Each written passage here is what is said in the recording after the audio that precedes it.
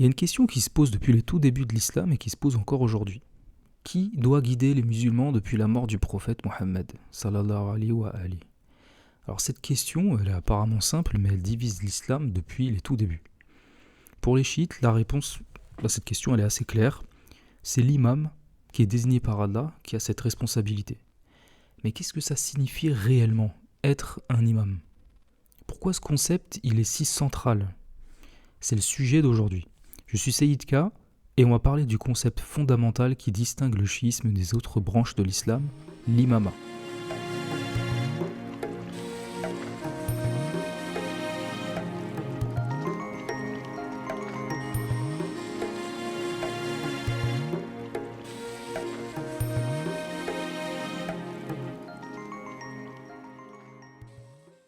Alors, qu'est-ce qu'un imam?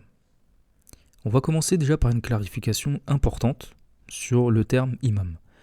Alors, dans le langage courant, chez les musulmans, le terme imam, ça peut simplement désigner celui qui dirige la prière.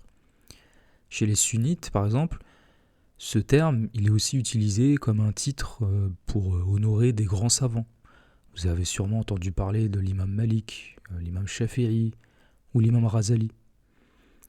Mais dans la religion des Ahlul Bayt, alayhim salam, le mot imam, il prend une dimension totalement différente et beaucoup plus précise.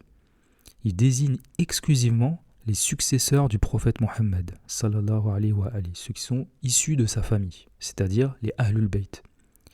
Et cette succession, c'est pas une succession politique, c'est pas une succession administrative, c'est une succession spirituelle. Et cette différence de sens du mot imam en fonction des branches de l'islam, c'est pas un détail. Au contraire, ça représente peut-être la divergence la plus profonde entre le chiisme et le sunnisme. Pour les chiites, l'imama, c'est le pilier fondamental de la foi. C'est une extension obligatoire de la prophétie. Et donc pour comprendre l'imama, on va remonter au début de l'humanité, à Adam, alayhi salam. On va partir de ce hadith de l'imam Baqir, alayhi salam, qui est rapporté dans le livre Al-Kafi. Donc je vous le cite. Par Allah, Allah n'a jamais laissé la terre depuis qu'il a repris Adam sans qu'il y ait un imam par lequel on est guidé vers Allah. Et il est sa preuve, sa hujja sur ses serviteurs. Et la terre ne reste jamais sans un imam qui est une preuve d'Allah sur ses serviteurs. Donc depuis Adam, le premier homme, le premier prophète, Allah il n'a jamais laissé l'humanité sans un guide présent sur terre. Et ça implique que chaque prophète, il avait un ou plusieurs successeurs. On les appelle les Awsiya.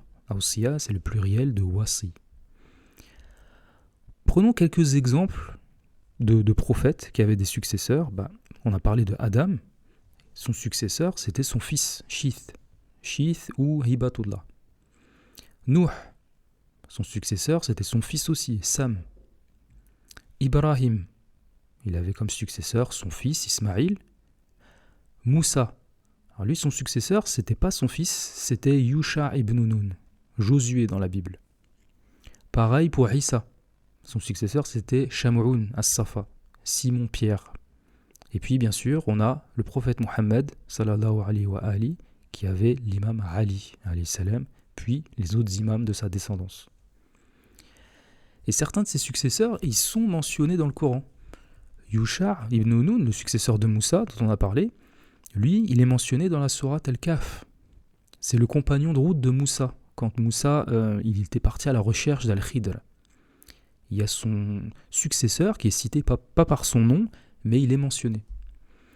On a aussi le successeur de Suleyman, prophète Suleyman. Son successeur, c'est Asif ibn Balkhiya.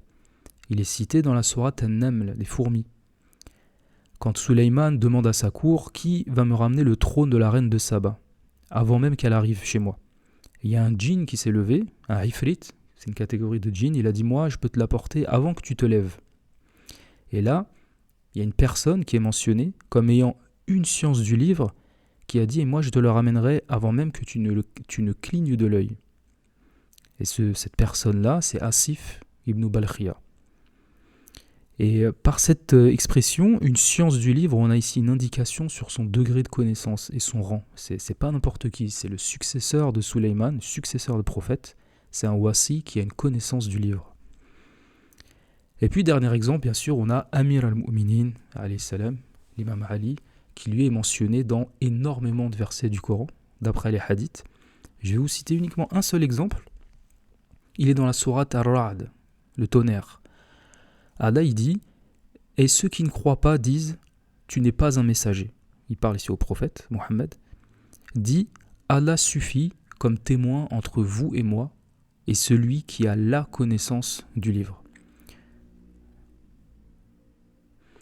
Vous notez la différence entre Asif, qui a une science du livre, Ilmun min al-kitab, et l'imam Ali, alayhi salam, qui a la science du livre, Ilmul kitab, c'est-à-dire il a toute la science du livre. On va revenir sur cette notion un peu plus tard. Donc ces successeurs, ils n'étaient pas nécessairement des prophètes eux-mêmes, et ils n'étaient pas toujours liés par le sang aux prophètes précédents. Alors quel était leur rôle ? Leur rôle, c'était de préserver l'authenticité du message divin, de l'approfondir, de l'expliquer, de le développer aux gens de leur époque. On a un hadith important qui dit que si seulement 2 personnes restaient sur terre, alors l'une d'elles serait nécessairement l'imam. Pourquoi ? Parce qu'en fait, la présence d'une autorité divine sur terre, elle est considérée comme indispensable à l'équilibre du monde, à l'équilibre cosmique. En fait, la religion d'Allah, elle est beaucoup trop importante pour être laissée comme ça sans un gardien. Donc il faut toujours une autorité qui est la gardienne de la religion d'Allah sur terre. Alors, ces prophètes, ces successeurs, combien ils étaient au total ? Alors d'après les textes des Ahlul Bayt, le chiffre qui revient le plus souvent, c'est 124 000 prophètes, accompagnés du même nombre de successeurs, voire plus. Et parmi ces 124 000 prophètes, il y en avait 313 qui étaient des messagers. C'est-à-dire que c'était des prophètes qui ont reçu un livre, une loi divine spécifique. Alors on voit que depuis les origines de l'humanité, on a comme ça une chaîne ininterrompue de prophètes et de successeurs. Et ces prophètes et ces successeurs, ils sont ce qu'on appelle les Aouliya. Aouliya, c'est le pluriel de Wali. Wali, ça a plusieurs sens. On peut le traduire par ami, allié d'Allah. Ces guides, ces Aouliya, ils possèdent la wilaya. Et c'est un terme qui là aussi peut avoir plusieurs significations. Dans ce contexte, c'est synonyme de l'imama. C'est-à-dire c'est l'autorité divine. Donc on a les prophètes, la nubuwa, et on a les imams qui ont l'imama. Et tout ça c'est englobé dans la wilaya qui est l'autorité divine. Et donc les prophètes et les imams, les awliya, ils assument la responsabilité de préserver, de transmettre la religion, la vraie religion dans son essence véritable. Alors il y a une question qu'on pourrait se poser à propos de cette chaîne ininterrompue de prophètes et de successeurs, c'est la période entre le prophète Isa alayhi salam et le prophète Mohammed sallallahu alayhi wa alayhi. Qui étaient les guides entre ces 2 prophètes ? Cette période, elle est mentionnée dans la sourate 5 Al-Maïda, mais pendant cette période, effectivement, il n'y a eu aucun nouveau messager qui est apparu, mais il y a toujours eu des prophètes et des successeurs. Alors, quelques exemples. Parmi eux, on avait des prophètes comme Khalid ibn Sinan, par exemple. Khalid ibn Sinan, il est mentionné dans les hadiths des Ahlul Bayt, alayhi salam, et il est aussi mentionné dans la doua Daoud. C'est une doua qu'on récite parmi les actes du 15 du mois d'Ar-Rajab. Khalid ibn Sinan, sa fille, a rencontré le prophète Mohammed sallallahu alayhi wa alayhi. Il y a des textes qui évoquent cette rencontre. Donc on a des prophètes, mais on a aussi d'autres figures de Awsiya, par exemple comme un moine chrétien qui s'appelle Bahira. Lui, Bahira, il a reconnu le signe de la prophétie sur le prophète Mohammed alors qu'il n'avait que 8 ans. Il l'a rencontré quand le prophète Mohammed est parti en voyage en Syrie avec Abu Talib. Et de manière générale, et c'est très important, il faut savoir que tous les ancêtres directs du prophète Mohammed étaient soit des prophètes, soit des successeurs. On a Abdul Muttalib, son grand-père, Abdullah, son père, et aussi Abu Talib, son oncle, le père de l'imam Ali, alayhi salam. Et donc c'est pourquoi dans cette vision, Abu Talib, il n'est pas seulement considéré comme un croyant, mais il est considéré comme un véritable successeur, un wasi, un successeur divin, contrairement à la vision sunnite qui, elle remet en cause totalement sa foi. Alors, on l'a vu, les prophètes et puis les successeurs, ils n'ont pas le même rôle. Pourquoi ? Parce qu'en fait, la religion, elle a deux dimensions. Deux dimensions dans la religion qui sont complémentaires. La première dimension, c'est le zahir. C'est la dimension extérieure, apparente, exotérique. C'est la dimension qui est apportée principalement par les prophètes et les messagers. C'est la loi divine, c'est les pratiques, les rituels qui sont visibles, le sens apparent du Coran. C'est tout ce qui est extérieur, visible. L'autre dimension, c'est le batin. C'est la dimension, elle, qui est intérieure, elle est cachée, ésotérique. Cette dimension, elle est révélée, elle est expliquée principalement par les successeurs. C'est le sens profond des choses, des actes, la signification spirituelle derrière les actes extérieurs. C'est le sens caché du Coran, par exemple. Si on prend le Coran, le prophète Mohammed, il a apporté le texte du Coran et il a expliqué le sens apparent. Mais le sens apparent qui était lié au contexte de son époque. C'est ce qu'on appelle le tanzil. Tanzil, c'est la descente, c'est le Coran dans son sens extérieur, ésotérique. À côté de ça, les imams, eux, les successeurs du prophète Mohammed, sallallahu alayhi wa alihi, ils ont révélé le sens caché du Coran. Ils l'ont révélé de manière progressive, imam après imam. Ils ont révélé le sens intérieur, au fur et à mesure que le temps passe. Et ça, c'est le ta'wil.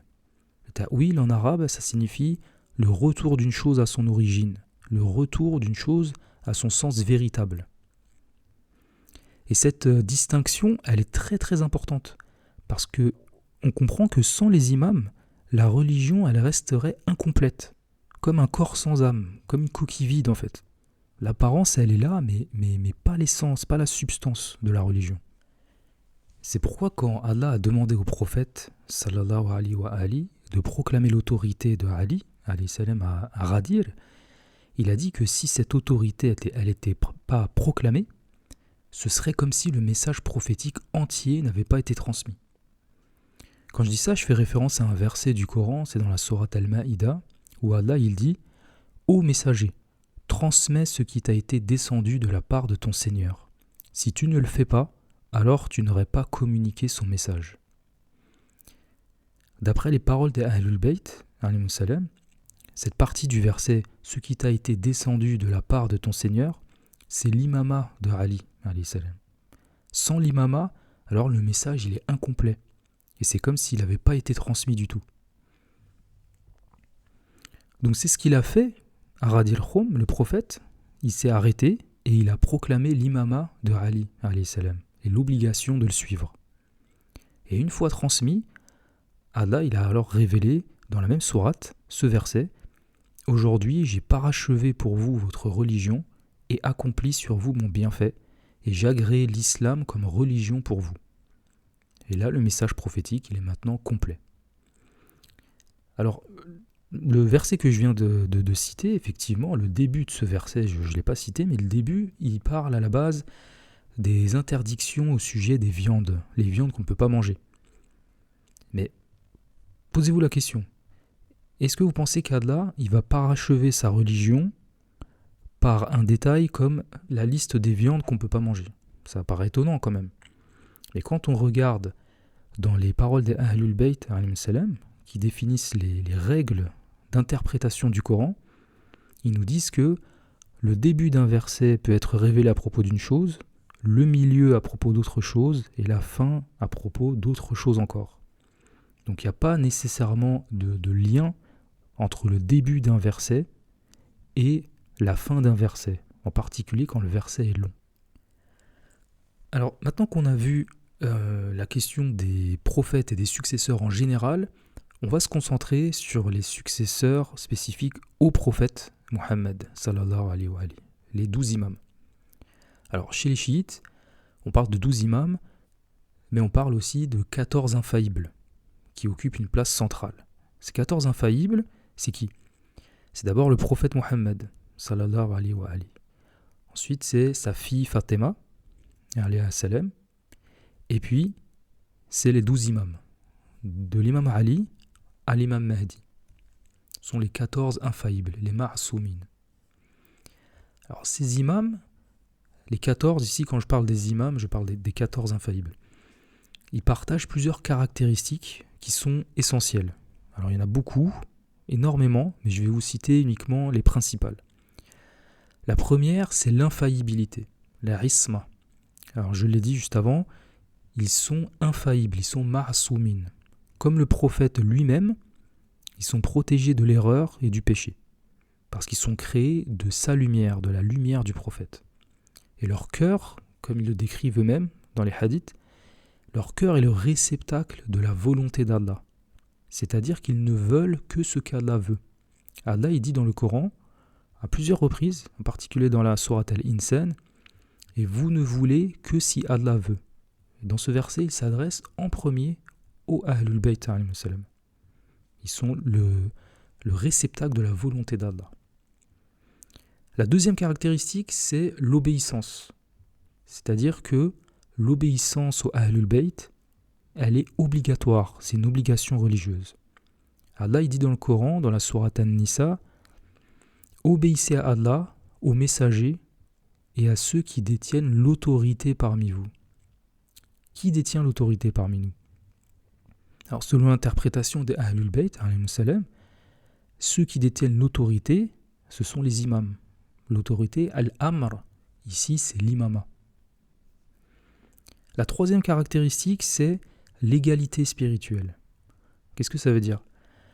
Tous les imams, ils sont considérés comme égaux, en rang et en connaissance. Tous les 14 infaillibles. Leur rang, il est un, unique. Parce que leur nature, elle est unique. Ils sont tous issus de Mohammed. Il y a un hadith célèbre qui dit « Le premier d'entre nous est Mohammed, celui qui est au milieu parmi nous est Mohammed, et le dernier est Mohammed. Nous sommes tous Mohammed. » C'est une lumière. La quatrième caractéristique, c'est la science, le savoir, al-ilm. Les Ahlul Bayt, alayhim salam, ils sont les gardiens de la connaissance divine. Ils héritent de la totalité de la connaissance de tous les prophètes et de la totalité de la connaissance du prophète Mohammed. Parce que lui-même, il a hérité de la connaissance de tous les prophètes. Il n'y a absolument aucune connaissance divine qui ne s'est perdue depuis Adam jusqu'à l'imam Mahdi, alayhi salam. Sachant qu'il faut distinguer la connaissance de tous les prophètes de la connaissance du prophète Mohammed et des Ahlul Bayt alayhim salam. Il n'y a pas de comparaison possible entre la connaissance de tous les prophètes et celle du prophète Mohammed. Celle du prophète Mohammed et des imams, elle est infiniment plus grande. La caractéristique suivante, c'est la connaissance et l'interprétation du Coran.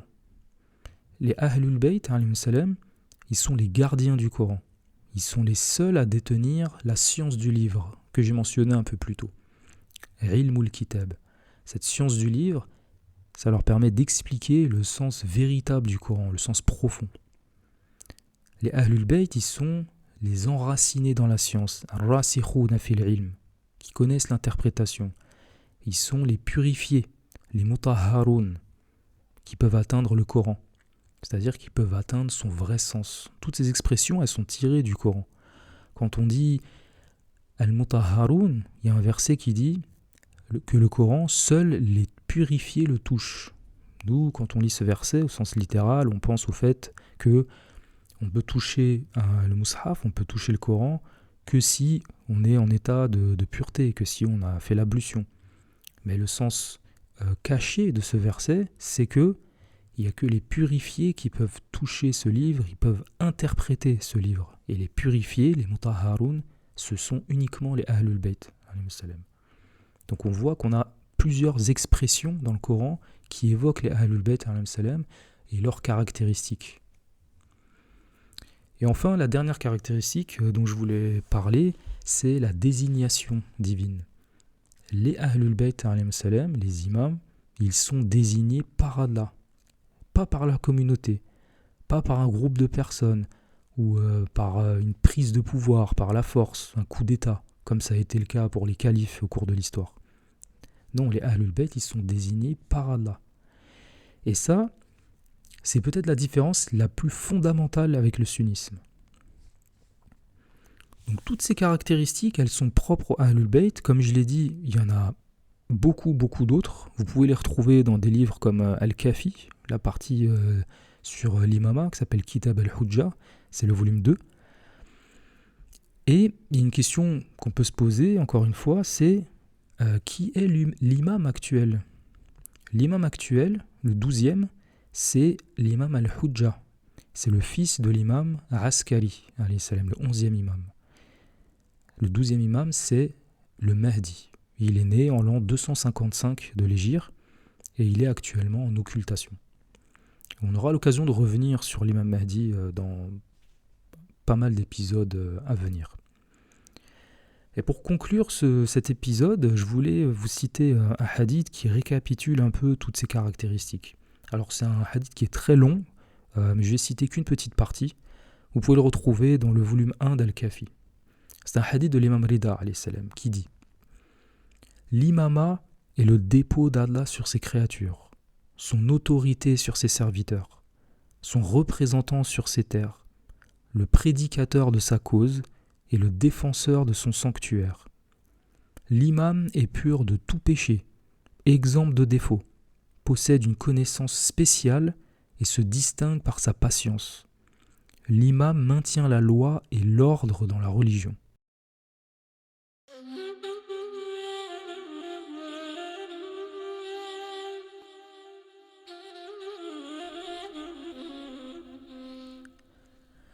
Alors pour résumer, je dirais que l'imam chez les chiites, c'est pas simplement un calife ou un grand savant. L'imam, c'est le pilier même de la religion. C'est le lien essentiel entre le divin et l'humain. L'imam, c'est le moyen par lequel on accède à la connaissance d'Allah. Sans imam, il n'y a pas de connaissance d'Allah. Il n'y a pas de profondeur de la religion. La religion, c'est une coquille vide. Et c'est pourquoi le prophète, sallallahu alayhi wa ali, il a dit dans un hadith très célèbre, qui est rapporté chez les chiites, chez les sunnites, notamment dans le Musnad d'Ahmed, il a dit « Celui qui meurt sans connaître l'imam de son époque, il meurt d'une mort de l'ignorance, de la jahiliya. » Pourquoi ? Pourquoi ne pas connaître son imam est synonyme de jahiliya ? Parce que si on n'a pas connu son imam, on n'a pas connu la religion d'Allah. Donc l'imam, en plus d'être une nécessité religieuse, il est aussi, on l'a vu, une nécessité cosmique. Il maintient l'équilibre du monde. Il faut un imam sur terre, quelle que soit l'époque et le moment. Que l'imam soit visible ou qu'il ne soit pas visible, comme c'est le cas aujourd'hui.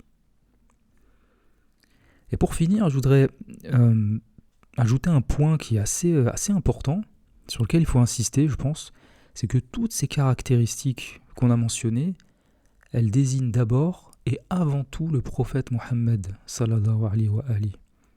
Pourquoi ? Parce qu'il est un imam. En fait, il est l'imam, il est même l'imam des imams. Et c'est pourquoi je dis souvent que on entend parfois des critiques au sujet des chiites qui disent « Oui, vous les chiites, vous exagérez sur vos imams, vous en faites trop, vous êtes dans l'exagération. » Mais penser que les chiites exagèrent sur le statut des imams, en réalité, c'est méconnaître le prophète Mohammed, sallallahu alayhi wa ali. C'est méconnaître son statut, son rang. On ne peut connaître le véritable statut du prophète Mohammed, sallallahu alayhi wa ali, qu'en connaissant le statut des imams.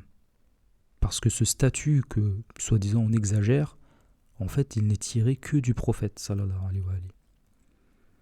Donc reconnaître le statut de sa famille, c'est reconnaître le prolongement de sa lumière à travers ses successeurs. Alors j'espère que cet épisode vous a permis de mieux comprendre cette notion d'imama qui vous a plu. Et cette notion d'imama qui est vraiment la notion la plus fondamentale dans la religion des Ahlul Bayt. Alors il y a encore énormément de choses à dire dessus. C'est une notion qui est vraiment très complexe, très profonde. On aura encore l'occasion de parler de ce concept dans de prochains épisodes. Si vous avez des questions ou des commentaires, n'hésitez pas à me les partager sur les réseaux sociaux ou par email. Je vous remercie de votre écoute et je vous dis à bientôt pour un nouvel épisode du podcast 313.